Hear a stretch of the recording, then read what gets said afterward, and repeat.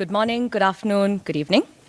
We will begin the press conference for Wipro's first quarter earnings for the fiscal year 2025. My name is Nisha Chandrasekharan, and I'm part of the external communications team, and I'll be your moderator for today. Joining me on stage is our executive leadership team, our Chief Financial Officer, Aparna Iyer, our Chief Executive Officer and Managing Director, Srini Palya, and our Chief Human Resources Officer, Saurabh Govil. We will begin with opening remarks from our CEO, followed by the financial review from our CFO. Post that, we'll open the floor for your questions. With that, I would like to hand over to our CEO and Managing Director, Srini Palya.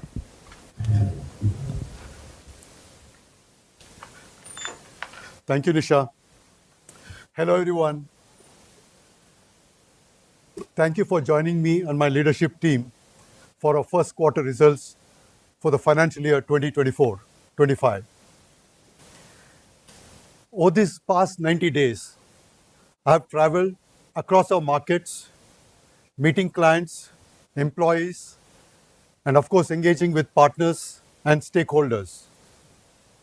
With each conversation, my appreciation of our business has deepened, and my confidence in our team has grown stronger. It's truly inspiring to witness the trust of our clients placed in Wipro. Additionally, I've been able to hone the focus of our 5 strategic priorities that I shared with you last quarter. I'll be providing with you an update on this shortly, but let me first start with the financial highlights of the quarter. In quarter 1, we did not see a significant shift in the demand environment. Clients remained cautious and discretionary spending continued to be muted. Our IT services revenue for quarter 1 was 2.63 billion, reflecting a sequential decrease of 1% in constant currency, which was within our guided range for the quarter. Operating margin was 16.5%, an increase of 0.1% over the last quarter. Let me now provide you with some color on how our SMUs and industries performed in quarter 1. I'll begin with Americas 1, which delivered a sequential growth of 0.4% in quarter 1. You may recall that Americas 1 had a good year in financial year 24, with the health and technology sectors leading the way. We now see momentum in consumer and communications sectors also in this SMU. Americas 2 had a sequential decline of 0.7%, but BFSI, banking, financial services, and insurance performed well, achieving a sequential growth of 1.4% in quarter 1. In fact, with a year-on-year growth of 12.1% in quarter 1 bookings in Americas 2, we are optimistic about returning to growth in this market in the medium term. In Q1, we also maintained positive momentum in our Capco business, achieving a sequential growth of 3.4%. However, Europe and APMEA remained soft for us, with sequential declines of 1.4% and 4.2% respectively. Our pipeline in Europe remains healthy, and our primary focus there will be on improving conversion. We are also reviewing our strategy for APMEA and will keep you informed of our progress in the coming quarters. Let me now talk about the industry sectors. We had a varied performance. Banking and financial services retained its positive momentum from last quarter, and we have now seen growth in this sector for 2 consecutive quarters. This sector grew 0.5% sequentially in quarter 1. Driven by deal flow, the consumer business grew by 1.6% this quarter. However, Manufacturing, energy and utility sectors continued to show weakness for us, experiencing a sequential decline of 3% and 6.3% respectively. Moving to order booking, our overall booking TCV for the quarter was 3.3 billion, with large deal TCV of 1.2 billion. Now, let me update you on the progress we have made on the 5 strategic priorities that I outlined last quarter.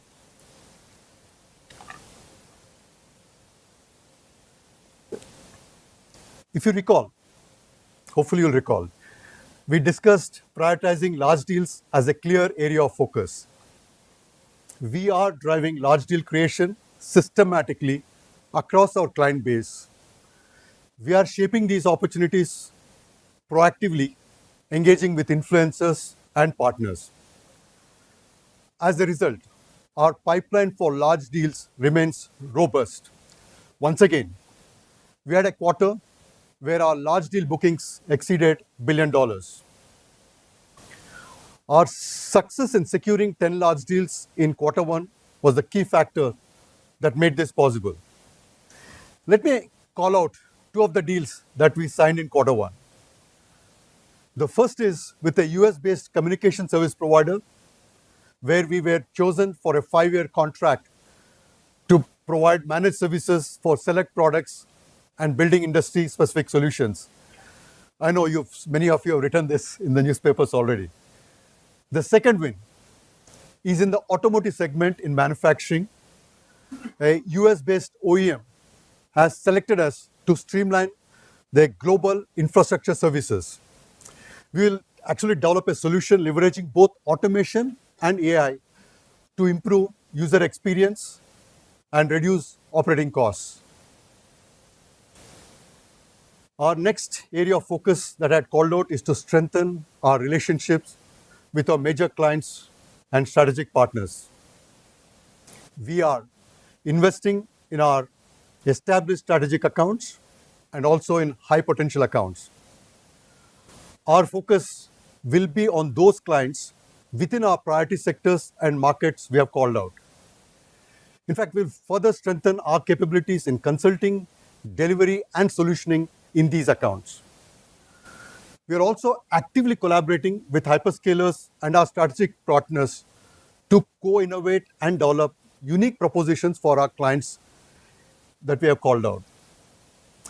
I would also like to emphasize that even in an otherwise soft demand environment, our revenue from top 10 accounts have grown 1.3% sequentially and 3.8% year on year in constant currency terms.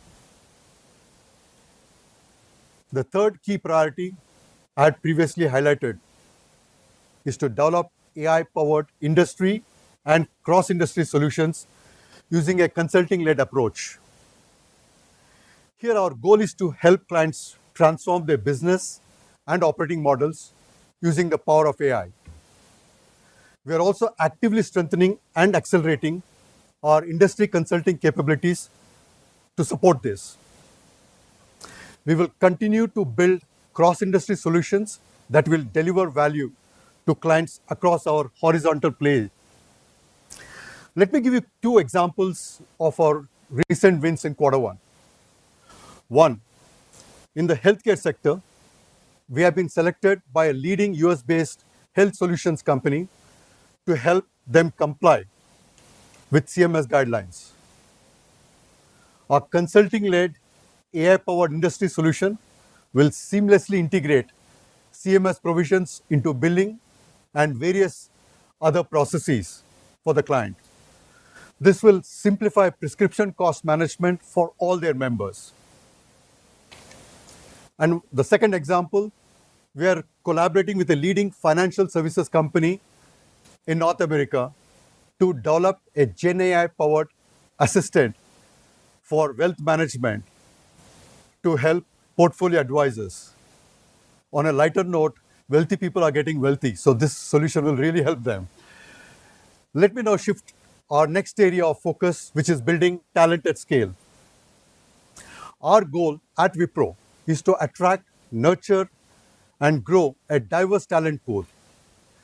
We have ramped up our upskilling efforts across various practices, covering both emerging and core technology areas. In fact, in quarter one, we rolled out I Aspire, an AI powered career development platform. This platform, I Aspire, offers personalized learning pathways and aids in the career progression for each and every of our employees. We have already provided foundational training to over 225,000 of our employees, and an additional 30,000 employees have received advanced AI training. With Wipro as client zero, we are utilizing our in-house AI expertise to develop GenAI solutions across all units and functions within Wipro. We believe this will help us boost not only the capabilities of our employees, but also make Wipro GenAI ready. And finally, we are driving execution rigor with speed, helping client centricity and delivery excellence. In this context, we are focused on nurturing innovation in our delivery capabilities by investing in our Lab 45 platform and the Wipro Enterprise GenAI Studio. We are also incorporating various GenAI tools throughout our software development lifecycle to enhance both the productivity and quality of our delivery. In closing, I would like to say this. The initial climb is both challenging and exciting. And as a hiker, I'm pleased with the momentum we have built in quarter one. Across the company, I have noticed fresh energy and renewed dedication towards achieving our goals. And with the commitment and passion of our 230,000 plus employees across the world, I firmly believe we will seize market opportunities ahead of us and will continue to progress steadily, one step at a time. Now, on to the guidance. As we move into quarter two, we believe that we are now in a better position compared to the start of quarter one. For quarter two, we are guiding for a sequential revenue growth of minus 1.0% to plus 1.0% in constant currency. We are confident that we can sustain our margins within a narrow band with an upward bias in the coming quarters. With that, let me turn it to Aparna for a detailed overview of our financials. Thank you.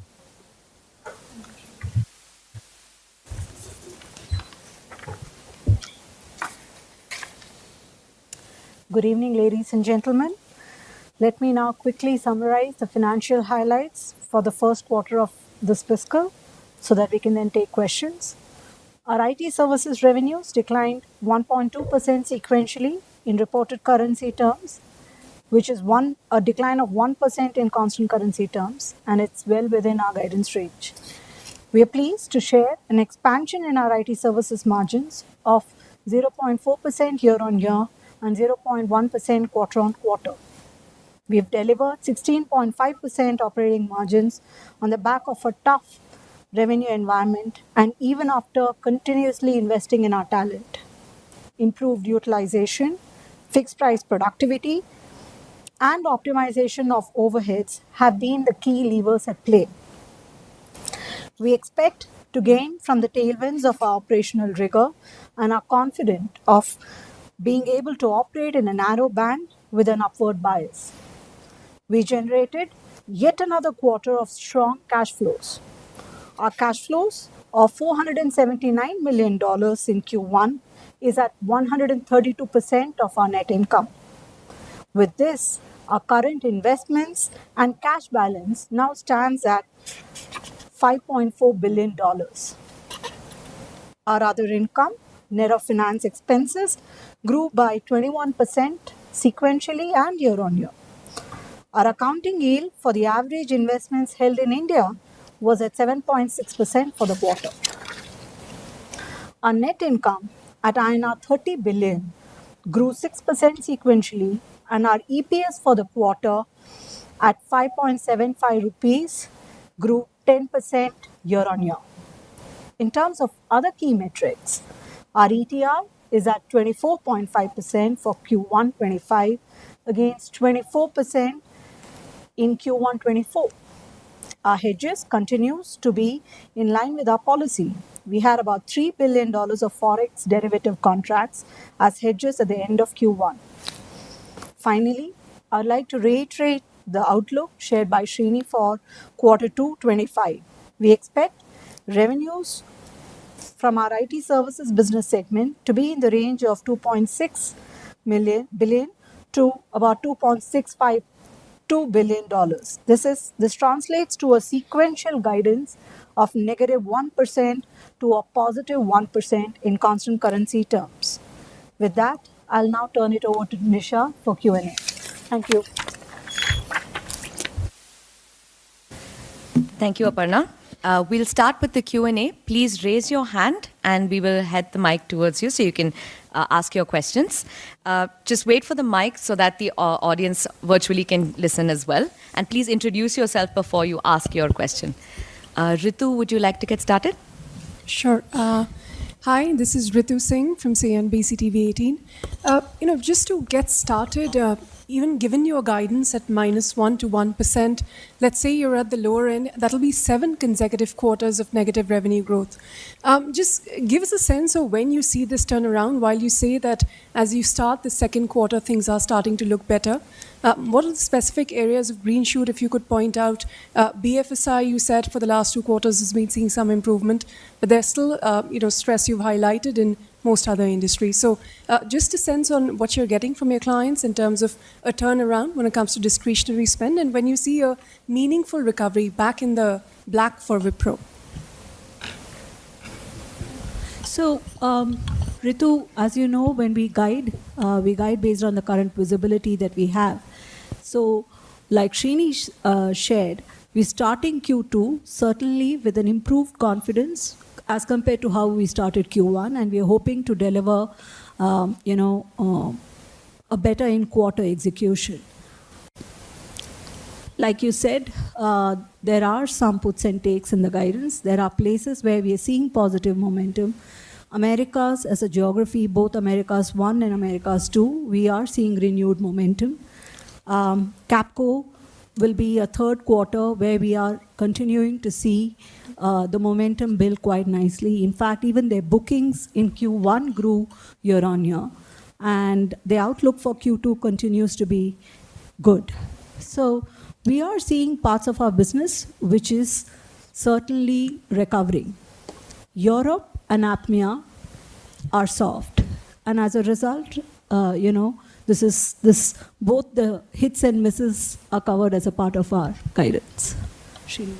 Thanks, Aparna. Ritu, let me add some more color to this. The way I see it is the deal pipeline that we have that I talked about, it's very robust, which includes large deals. And the deals in the pipeline is a lot more secular, if you ask me, across the 4 markets, across the 7 industries that we operate in. And some of these deals are very interesting because these are around the industry solutions that I talked about, which can be replicated across these industries and these markets. And that gives a little bit of good news for us in terms of how we can move forward. But having said that, I think the guidance for the quarter is -1% to +1%. I also made a statement that the beginning of quarter 2 versus the beginning of quarter 1, I think we have a better view of where we are heading. Can we have the next question from Veena? Yeah, hi. Veena from the Times of India. I have few questions here. First, on the headcount, there's been a slight increase in the headcount. So is this trajectory going to continue? Also, given that there is a lot of focus in generative AI, how fast are L1 roles really being eliminated? We've been hearing this for a very long time, like for instance, testing or just looking at tickets.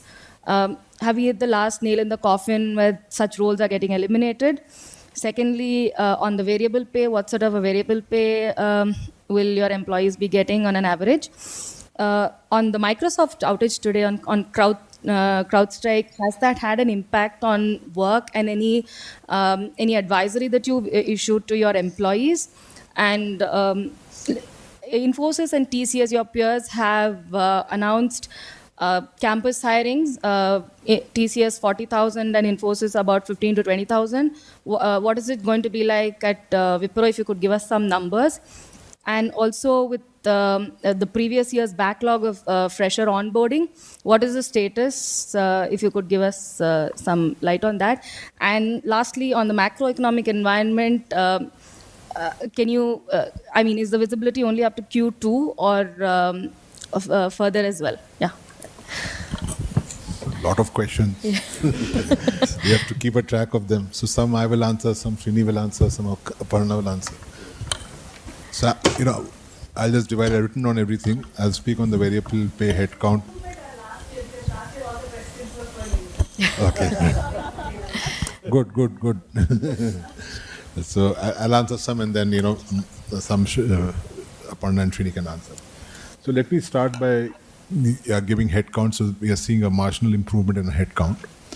We have started after a break of a year onboarding freshers from campus. We onboarded about 3,000 odd people in this quarter.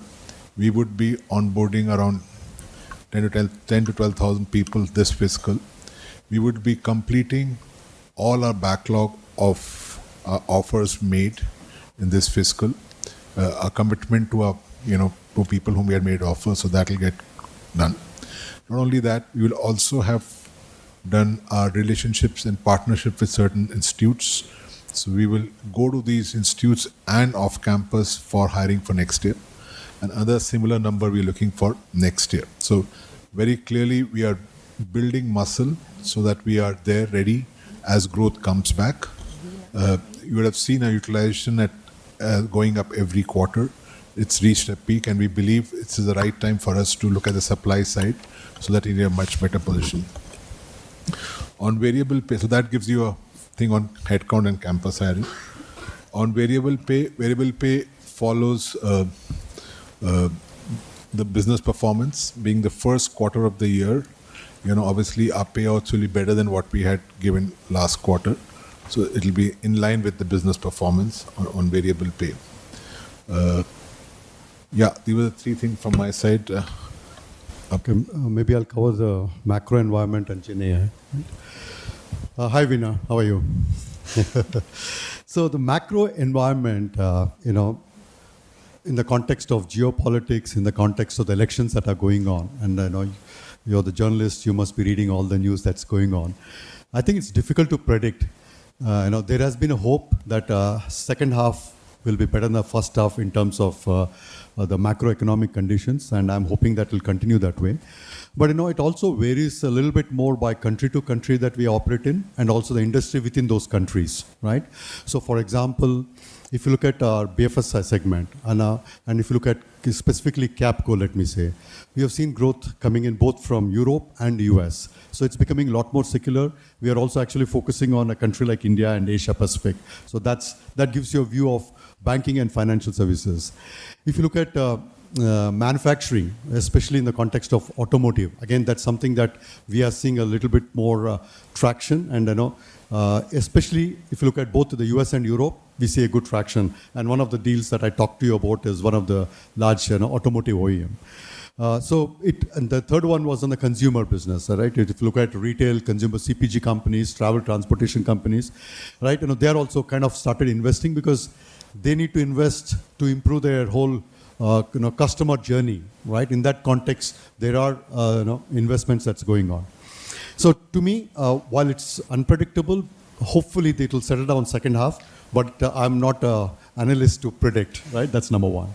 The second question was in GenAI, will the L1 roles go? And I've been hearing this, what's going on, right? So the way we see GenAI, right? We are, let's put it to three parts, okay? We are leveraging GenAI. We are powering our industry solutions, both cross-industry and industry solutions with GenAI. To me, that's a very dominant way of going into the market from a GenAI perspective. The whole network management that we talked about, the whole pairs solutions that we built for the CMI thing that I talked about, right? These are all GenAI powered. So the point is GenAI helping you get better? The answer is definitely yes. Is it making your solution much more smarter? The answer is yes. The second part is the managed services that we do, right? The infrastructure piece, the business operation piece. What we are doing is we are infusing GenAI there, right? Whether it's to do with some kind of a contact center, let's say, or a back office operations. And GenAI is actually evolving on an everyday basis. And it's a very exciting time for us, as we do that. The third part is how do you leverage GenAI in the context of software development lifecycle, right? GenAI is predicted to bring in a lot more productivity, both on the coding side and also testing side. And that's something that we are talking to the clients, we are working with the clients, and it's a journey. All I can say is that in the medium to long term, the GenAI really will take off. The cloud story, right? It was like a hockey stick.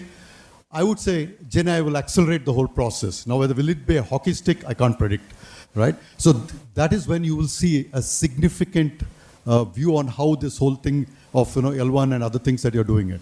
But to me, GenAI is going to be a very strategic for Wipro. You had a question on CrowdStrike. We can confirm to you that there is no impact. Oh, yeah. You want to go? Okay. Sorry, I missed that question. You asked so many questions, Veena. On CrowdStrike, number one, no impact to Wipro. Number two, we are actually talking to the clients, trying to step up and help them because we are following the Sun model, Europe and US, right? And we are seeing the impact of CrowdStrike. So all I can say is that we are ramping up ourselves to help our clients. We are going by client who use CrowdStrike for them. I think that's the state we are in, and we are prepared to help our clients. Can we have the next question from Sanjana, please? Hi. Yeah, thank you. Hello everybody. I'm Sanjana from the Hindu business line. So I think there has been some continued softness in key verticals like E&U, manufacturing and communications. So when will you see green shoots in this business? And also, Aparna, you mentioned that Capco has gained some momentum. So some analysts have pointed out that Capco will benefit from discretionary spending by BFSI clients. Do you think that's true? And a few years ago, the former CEO mentioned that cutting down on clients will help concentrate on profitable deals. So I think compared to the last quarter, you have let go of around 7 customers. So is that still the strategy that you are following? Thank you. Okay, I'm going to start and maybe Srini can add. So on E&U and manufacturing, like Srini said, we are experiencing some continued softness. This is largely because of some of the large programs that have ended and we have not won enough. And as a result, the growth rates are, soft. If you look at our wins in manufacturing, we've had a couple of good wins. We have a good pipeline. We need to convert it. And on communications, you would have noted that we announced a large deal. So that's one step in that direction. I think we have a good pipeline. We will need to convert. On Capco, yes, we are seeing better momentum. And that's secular, not just in BFSI. They also have a good presence in energy. And the growth and the bounce back in Capco is fairly secular, both across the geographies they operate in, the service lines they operate in, and the sectors they operate in, right?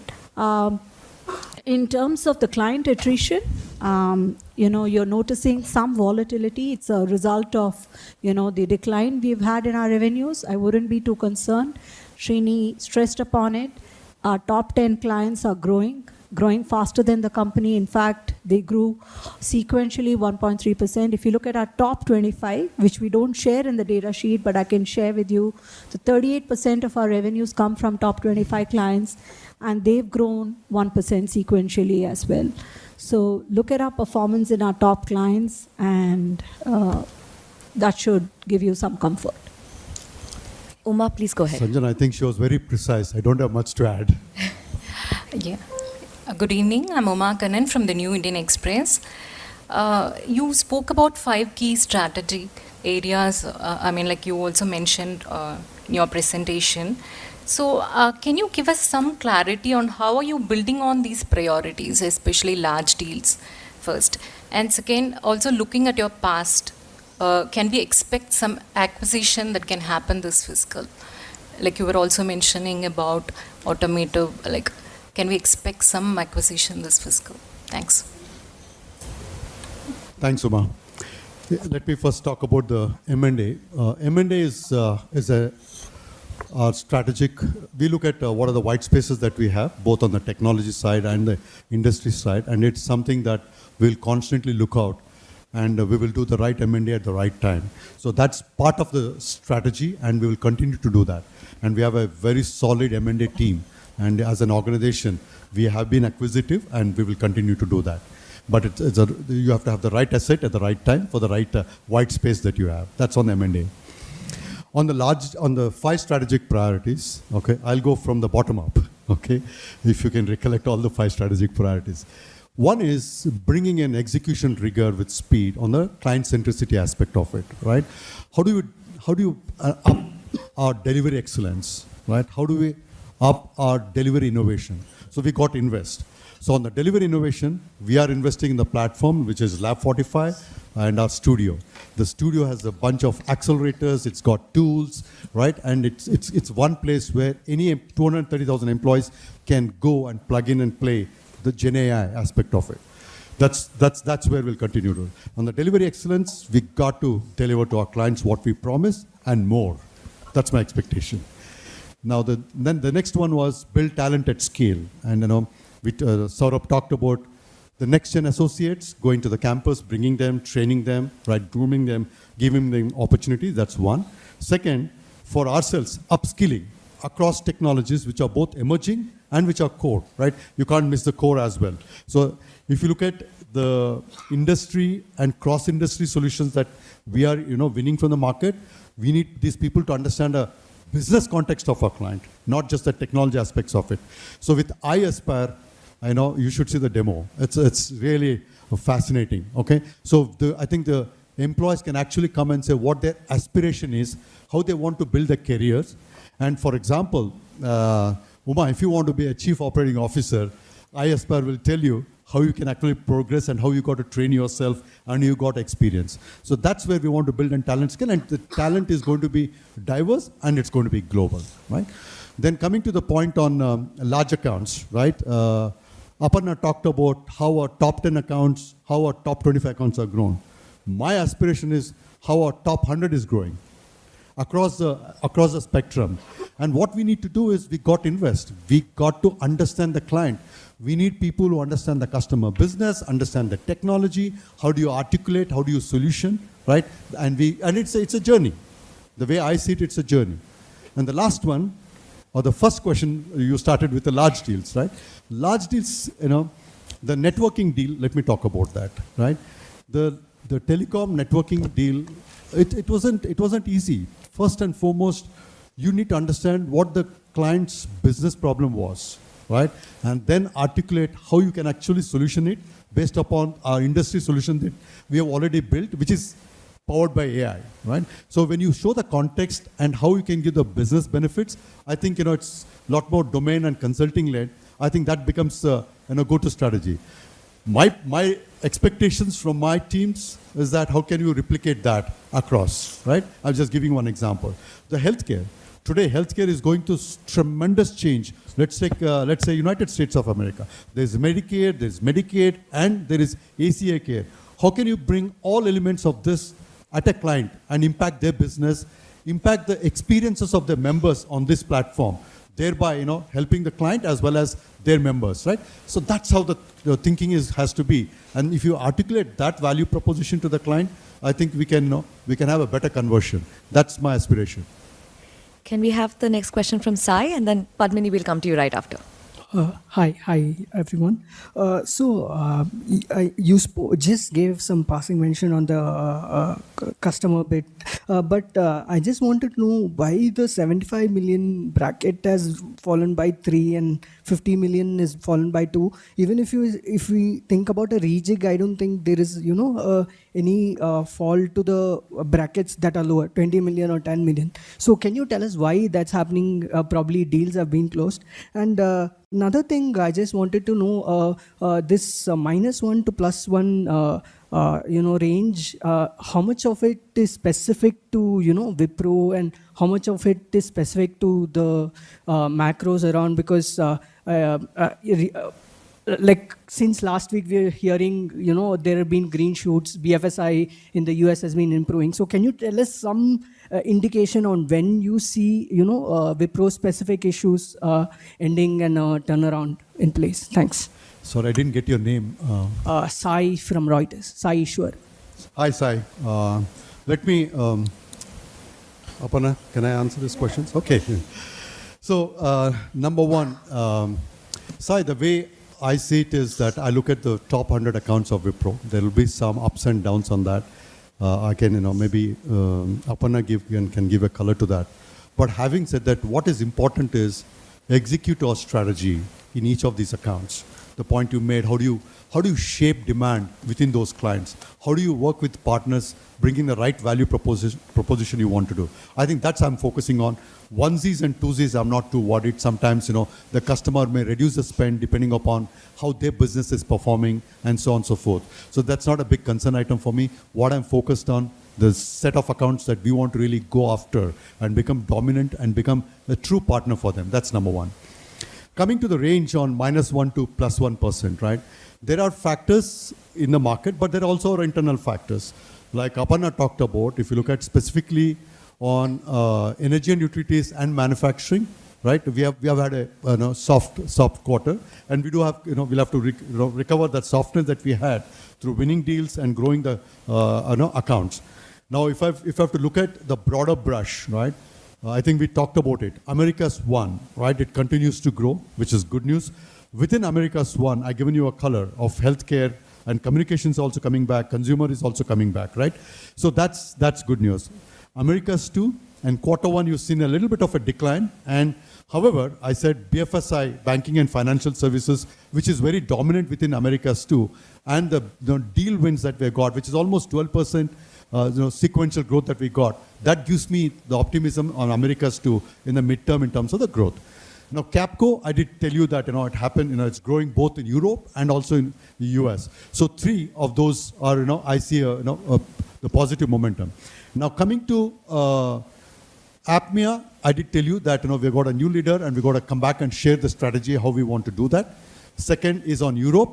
We do have a good deal pipeline. We need to convert that to bring back the growth in these 2 geographies. That's how I would paint it. And that's how the quarter 1 is -1 to +1%. Padmini, you can go ahead. I'm sorry. Hi, I'm Padmini from Financial Express. So how many of your Gen AI POCs are into production right now? Are you seeing any million-dollar deals in that space? Is it short-term or long-term? And we saw 2 of your senior executives changes in the quarter. Is it part of your strategy, and should we expect more, especially over the weekends?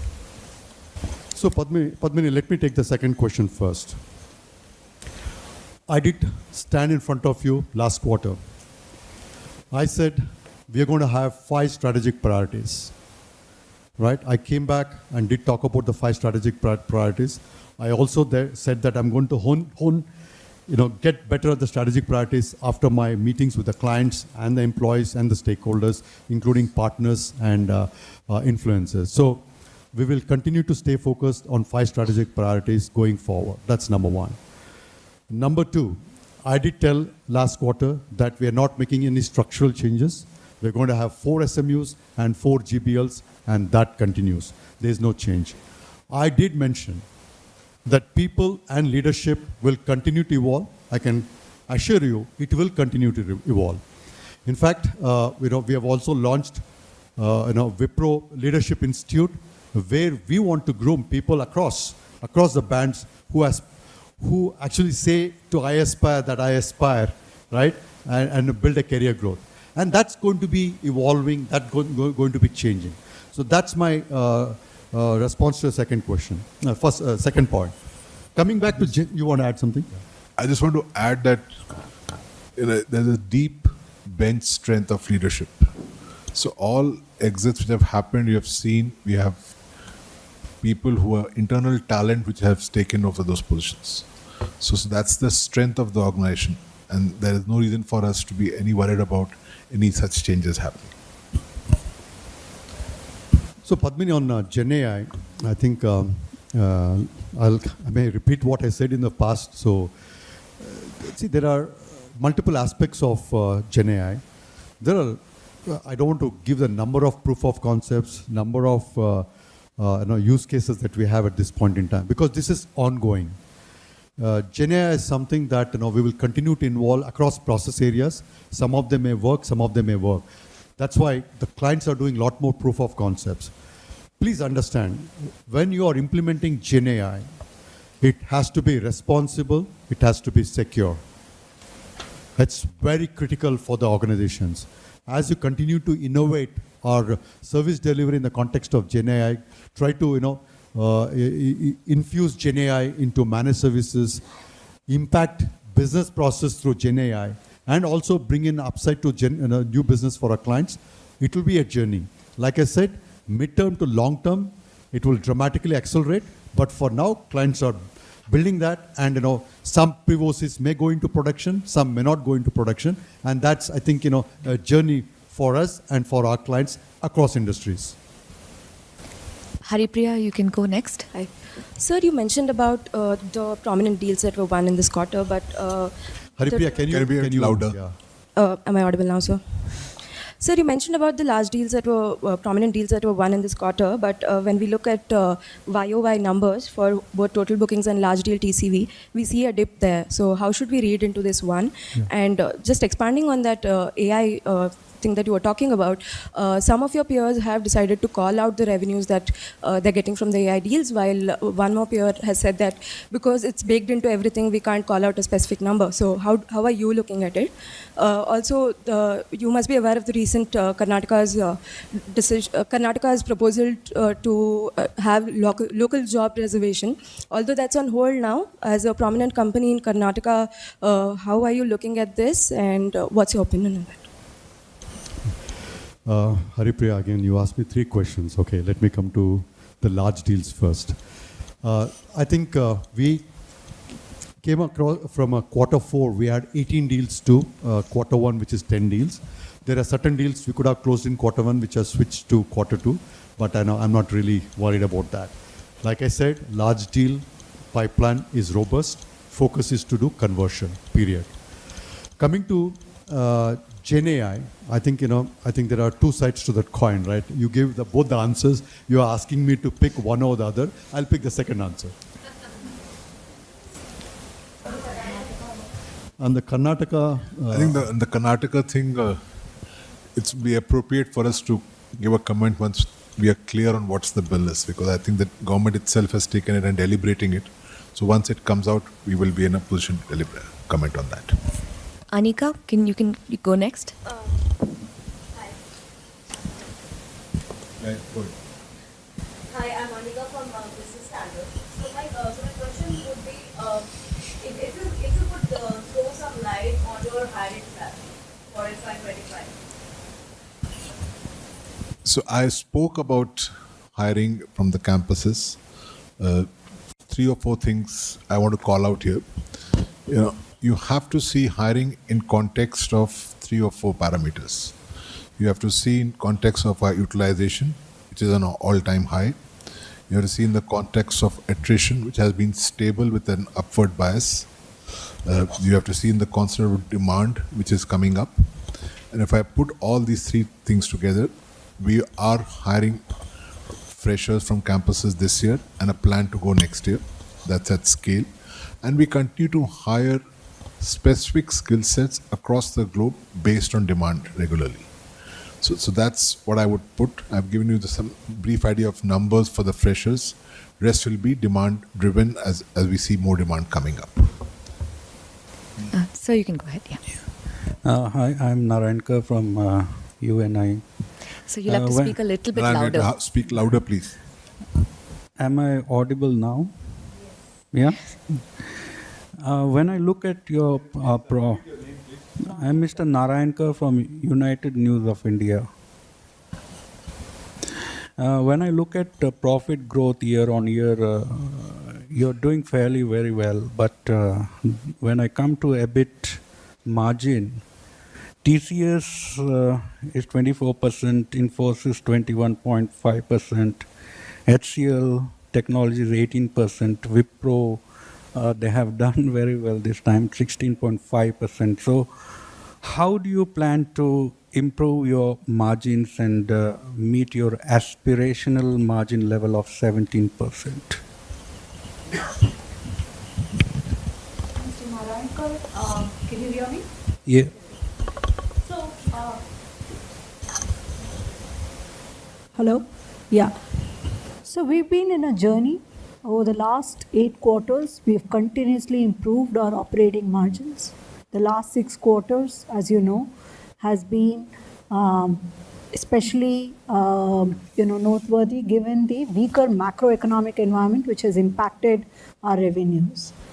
The operational rigor is visible in our utilization numbers, which are now at a recent high. If you look at what are the levers that we think we can flex as we go forward, I've spoken about this: fixed price productivity, rotation, improving our pyramid, and rationalization of our overheads, especially some of the acquired entities that we have as they get integrated with the Wipro. Some of the G&A synergies can be realized. We are looking to realize them. So these are some levers that we can still flex.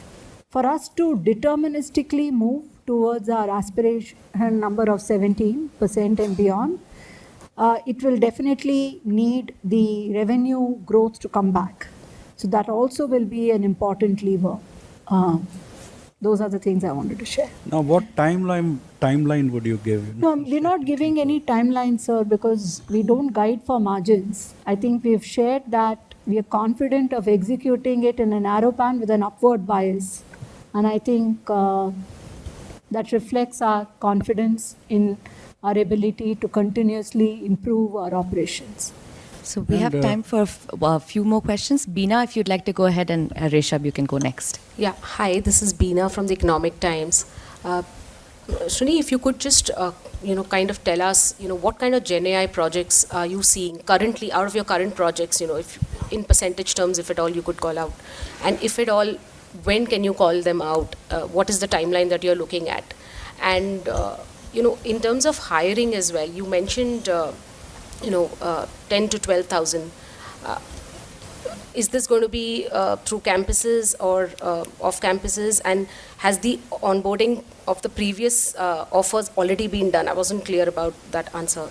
So if you could just tell us that. And overall, how do you see while you've answered a little bit on the macros, in terms of your conversations with your clients, are they still being optimistic the way you've been suggesting? And do you see this momentum building up, across the quarters? I'm going to take the hiring, then I'll answer the rest. Yeah, so I think you came a bit late, missed it. That 10 to 12,000 is hiring of freshers, which will have both component of hires from campus and off campus. And we will, during this fiscal, we will meet all our commitments of the past offers which we have made. So we'll onboard all the people in the past whom we have made offers during this fiscal. So that's on the hiring. All pending. So what I said, all the pending offers which we have, so a combination of that plus, so we'll conclude everything. We will make sure that no of the pending offers are there.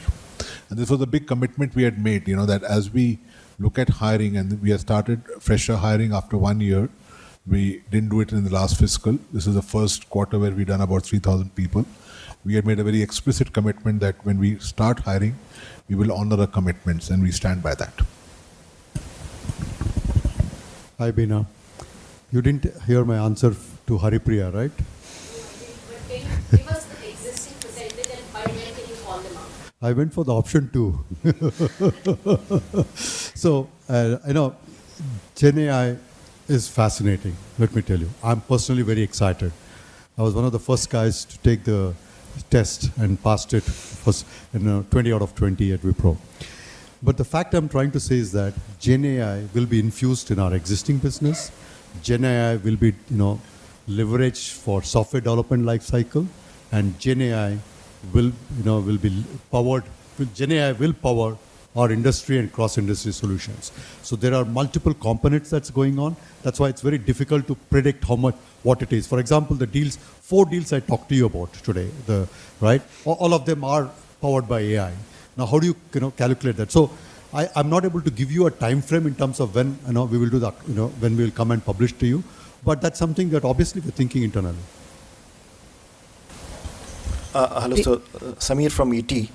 To add one question for the Beena. I'm sorry, I didn't Samir answer. from ET. Yeah, ET, right? Yeah. I didn't answer the Beena second question.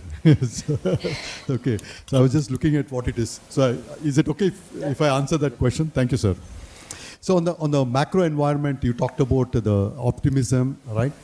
The clients that I have met over the last 90 days gives me confidence and comfort of the opportunities we have ahead of us, and Wipro being on the table to help our clients.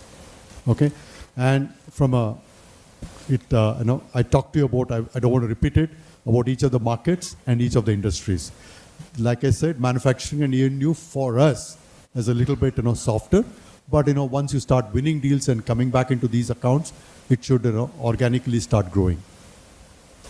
This is Samir from ET, sir. You spoke about green shoots in Americas and Capco. Can we take like the slippage in active clients are more from APMEA and Europe? See, I think Aparna did talk about it. We had some large project coming to close, both in manufacturing and energy and utilities. It's a one-time phenomena that we experienced, because of which in Q1 you saw that, right? So it's to me, it's more of a one-time here and now. Now we need to build that gap and keep going forward. That's how I would articulate, Samir. Rishabh, if you'd like to go ahead. Hi everybody, Rishabh here from Money Control. I had 2 questions, both for Srini. The company has a stated goal of reducing the tail end of the customer size. So we have seen that the tail end has been reducing. For example, $1 million and $3 million, both have reduced. But we have also seen that the large ones, that is 100 million, 75 million, have also gone down. So would you like to revisit that strategy? And on the second question that I have is, continuing on the question on leadership churn, the past 2 resignations that we have seen, the big leadership exits, are both from the Capgemini, your rivals, stable. So should we, what should we expect on that front, and what's being done? Thank you. So I'll take the question on the tail account, exit strategy. Sure. I think it was very, very localized, especially in the context of something that we were doing in APMEA, more specifically in some parts of India and Middle East. I think that's been executed. What you're seeing as attrition is also a result of the continued softness in discretionary spend environment. And that's perhaps impacting some of our $1 million accounts, right? I think, like Srini has already answered, we are focused on growing our top 100, right? It is an aberration. We've lost, a few in perhaps the greater than $50 million. But if you look at the greater than $20 million, it's flat. So there will be some volatility that could happen within these buckets. But our emphasis on client investing in our top client stays, and that should show results. And our top 25, like I said, continues to outperform. It's growing 1.3% sequentially. So that should give you a lot of comfort on our strategy working. On the leadership exit. So Rishabh, let me rephrase and repeat what I said. As an organization, we are focused on 5 strategic priorities that I called out. Second, the focus is on execution rigor with speed. And third, people and leadership will continue to evolve along with the strategy and execution rigor. Period. We are over time, but we'd like to take one last question from Sonal. Yeah. Hello everyone, Sonal Chaudhary this side from Deccan Herald. So, like Srini highlighted that America is seeing a better demand. So, do you see this demand sustain going ahead, especially now that inflation seems under control and that a rate cut is likely from the Fed? Secondly, your attrition rate has remained almost similar, 14.2% the past 2 quarters, and currently it's 14.1%. Now I know that it's not possible to actually predict what's going to happen next, but is there an outlook on that front? Secondly, what's your outlook on the BFSI for the coming quarters? And are clients resuming large ticket spending? Yeah, that's it. Okay. Sonal, let me answer the demand. Is it sustained? And BFSI, right? Those are the 2 questions let me answer. You're absolutely right. Inflation, rate card, everything will have an impact on the discretionary spend of our clients. From our vantage point, since we gave a guidance for just Q2, like I said, BFSI, I'm very positive for Q2. Second, I also said second half, the general trend is that the expectation is irrespective of the election year in the United States of America. The second year is expected to continue to grow. And you don't know what you don't know, but that's what they're saying it. And from our vantage point, we continue to see the deal momentum, and it's reflecting in the deal pipeline. So our job is to go and convert those deals that are in the pipelines. So that's on the demand situation. Specific to BFSI, like I said, the BFSI actually, we are going to see, thanks to, I give the example of Capco, right? Capco is tip of the spear for us when it comes, it's a strategy and consulting led, and Wipro is actually works partners to execute that aspect. So if the tip of the spear continues to grow both in Europe and in Americas, that's positive news for us. So that means there is a discretionary spend that continues because Capco does mostly discretionary spend. So that's the color I can give you. So on attrition, yeah, it's been more or less flat last few quarters. But I said that we are seeing a slight uptick, which could be in function of demand environment improving. But we are keeping a close watch. We are comfortable right now given the supply side actions which we have taken in anticipation of the same. We will have to conclude our Q1 FY25 earnings press conference. For all the follow-up questions, we are very happy. Please reach out to the media relations team. And thank you, and we'll see you next quarter. Thank you. Thank you. Thank you, everyone.